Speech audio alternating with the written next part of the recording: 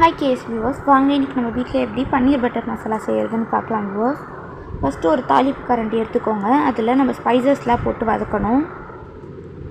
ஒரு அன்னாச்சி பூ, 3 லவங்கம், 2 ஏலக்காய், ஒரு பட்டையை சேர்த்து வதக்கி எடுத்துக்கலாம் வியூவர்ஸ். அடுப்பை மீடியம் ஃப்ளேமில் வச்சு தான் இதை வதக்கணும். ஆயில் சேர்க்காமல் வதக்கி எடுத்துக்கலாம் வியூவர்ஸ். இப்போ இது கூடவே 4 பல் அளவுக்கு தேங்காய் சேர்த்து வதக்கி எடுத்துக்கிறேன் வியூவர்ஸ். இப்போ இதை ஆறட்டும். நம்ம கடாயை வச்சு வெங்காயம் தக்காளி வதக்கி எடுத்துக்கலாம்.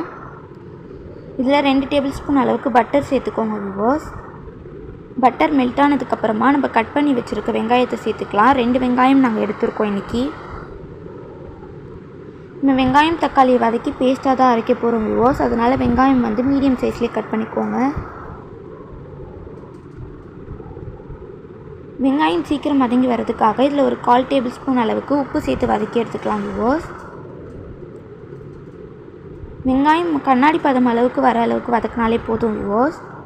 பாருங்கள், இப்போ வெங்காயம் கண்ணாடி பதம் வந்துருச்சு. இந்த ஸ்டேஜில் தக்காளியை சேர்த்து வதக்கி எடுத்துக்கலாம் வியூவர்ஸ்.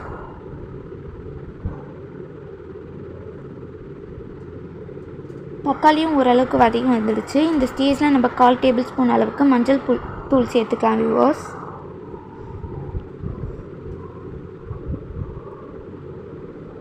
நம்மளோட வெங்காயம் தக்காளி வதக்கி எடுத்தாச்சு. இது ஆறுனதுக்கப்புறமா பேஸ்ட்டாக அரைச்சி எடுத்துக்கலாம் வியூவர்ஸ்.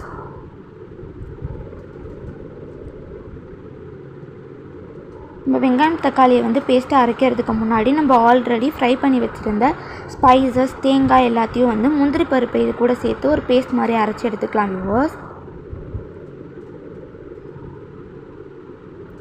பாருங்கள், இப்போ இந்த பேஸ்ட் கூடவே ஒரு கரண்டி அளவுக்கு வெங்காயம் தக்காளியை சேர்த்து இதையும் ஒரு பேஸ்ட் மாதிரி அரைச்சி எடுத்துக்கலாம். இந்த அளவுக்கு வர அளவுக்கு அரைச்சி எடுத்துக்கோங்க வியூவர்ஸ். இப்போ மிச்சம் இருக்க வெங்காயம் தக்காளியை மட்டும் தனியாக ஒரு பேஸ்ட்டாக அரைச்சி எடுத்துக்கலாம். பாருங்கள் வியூவர்ஸ், மிச்சம் இருந்த வெங்காயம் தக்காளியும் தனியாக பேஸ்ட்டாக அரைச்சி எடுத்தாச்சு. இப்போ கிரேவி எப்படி செய்கிறதுன்னு பார்க்கலாம் வாங்க. கடாயை வச்சு அதில் ஒரு 5 டேபிள் ஸ்பூன் அளவுக்கு எண்ணெய் சேர்த்துக்கோங்க வியூவர்ஸ். இப்போ இந்த எண்ணெயிலேயே நம்ம வெங்காயம் தக்காளியை மட்டும் தனியாக அரைச்சி விட்டோம் இல்லையா, அந்த பேஸ்ட்டை சேர்த்துக்கோங்க. ஒரு 1 மினிட் அளவுக்கு இந்த எண்ணெயில் அந்த பேஸ்ட்டை நல்லா வதக்கி எடுத்துக்கோங்க வியூவர்ஸ். எண்ணெய் பிரிஞ்சு வந்ததுக்கப்புறமா இதில் 1 டேபிள் ஸ்பூன் அளவுக்கு வெறுமிளகாய் தூள் சேர்த்துக்கோங்க.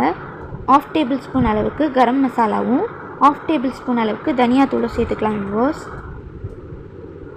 மசாலா எல்லாம் சேர்த்து நல்லா பேஸ்ட்டாக வர அளவுக்கு நல்லா வதக்கி எடுத்துக்கலாம். இந்த வெறும் மிளகாய் தூளுடைய பச்சை ஸ்மெல் போகிற அளவுக்கு இதில் நல்லா வதக்கி எடுத்துக்கோங்க வியூவர்ஸ்.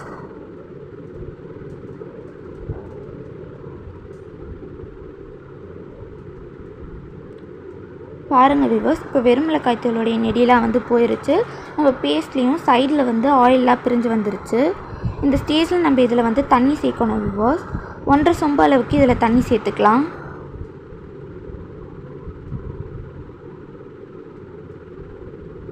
தண்ணியை சேர்த்து நல்லா கலந்து விட்டுக்கோங்க வியூவர்ஸ். இப்போ இதில் தேவையான அளவுக்கு உப்பு சேர்க்கணும். ஆல்ரெடி வெங்காயம் வதக்கும் போதே நம்ம 1/4 டேபிள் ஸ்பூன் அளவுக்கு உப்பு சேர்த்துருந்தோம். அதனால் இப்போ 1 டேபிள் ஸ்பூன் அளவுக்கு உப்பு சேர்த்துக்கலாம். உப்பு சேர்த்துட்டு இது ஒரு 5 மினிட்ஸ் அளவுக்கு கொதித்து வரட்டும் வியூவர்ஸ். இப்போ பாருங்கள், நம்ம குழம்பு நல்லா கொதித்து வந்திருக்கு. இந்த ஸ்டேஜில் நம்ம அரைச்சி வச்சுருந்த முந்திரி பருப்பு, வெங்காயம், ஸ்பைசஸ் பேஸ்ட் எல்லாம் கூட இதில் சேர்த்துக்கோங்க வியூவர்ஸ்.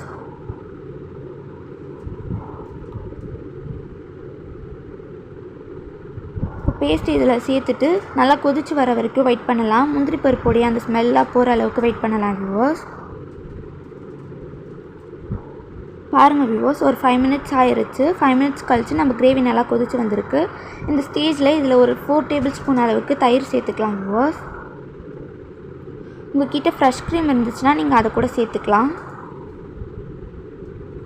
நான் இன்றைக்கி தயிர் சேர்த்துருக்கோம் வியூவர்ஸ். தயிர் சேர்த்து குழம்பு நல்லா கிரேவி கெட்டியாகி வர வரைக்கும் வெயிட் பண்ணலாம்.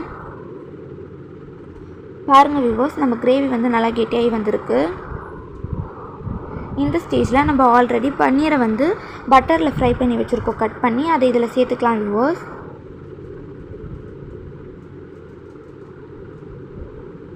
பன்னீர் சேர்த்து ஒரு 2 to 3 மினிட்ஸ் அளவுக்கு கொதிக்க விடுங்க.